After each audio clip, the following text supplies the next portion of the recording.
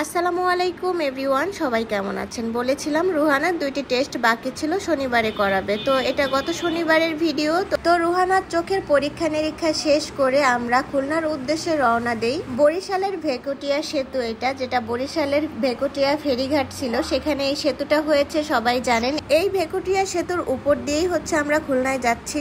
আমরা ভেবেছিলাম কাটাখালী নামবো, তো দেখতেছি বাগেরহাট হয়ে যখন যাচ্ছি তো বারাকপুরে নামি। 60 গম্বুজের পরেই হচ্ছে বারাকপুর পার্ক, ওইখানেই আমরা নামি। এখানে নামার কারণ হচ্ছে ব্যাগবারটা অনেক কিছু ছিল, সেদিন দেখেছেন লাগেজ টাগেজ ছিল, ব্যাগও ছিল, ওই সমস্ত নিয়ে খুলনায় ঘোরাঘুরি যাবে না, এর জন্য মূলত আমরা ফয়লায় যাচ্ছি। ফয়লায় বাসায় রেখে তারপরে যাব খুলনায়। বারাকপুরের ভিতর দিয়ে একটি রোড আছে, খানপুর হয়ে হচ্ছে আমরা ফয়লায় যাচ্ছি। এই যে হচ্ছে খানপুর নানা শ্বশুর বাড়ির এরিয়া, এটা একটু দেখাচ্ছি আপনাদেরকে। আর এই যে খানপুরের মাদ্রাসা, স্কুল, এখান দিয়ে যখন যাচ্ছিলাম ছোট মামা শ্বশুর মহসিন মামাকে অনেক অনেক মিস করতেছিলাম। আর বারবার তাকাচ্ছিলাম যে বড় মামা শ্বশুরের দোকান তো এখানেই ছিল, মামাকে দেখা যায় কিনা।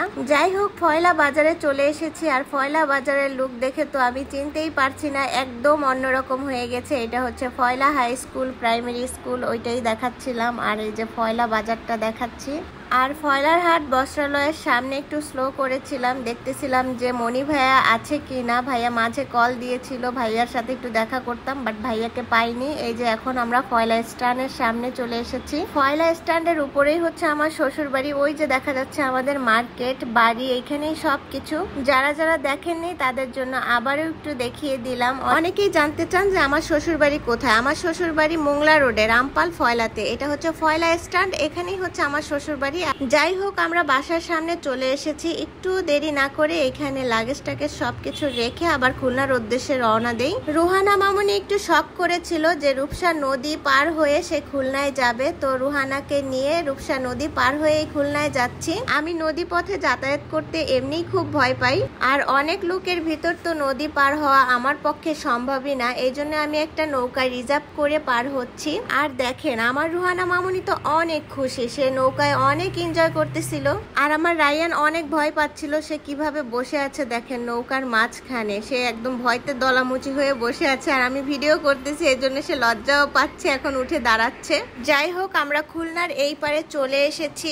যারা যারা রূপসা নদী দেখেননি তাদের উদ্দেশ্যে এইটুক ভিডিও, এই যে আপনাদের একটু ঘুরিয়ে দেখাচ্ছি। এই যে হচ্ছে রূপসা নদী, আর এই যে হচ্ছে আমরা নদী পার হয়ে গেলাম।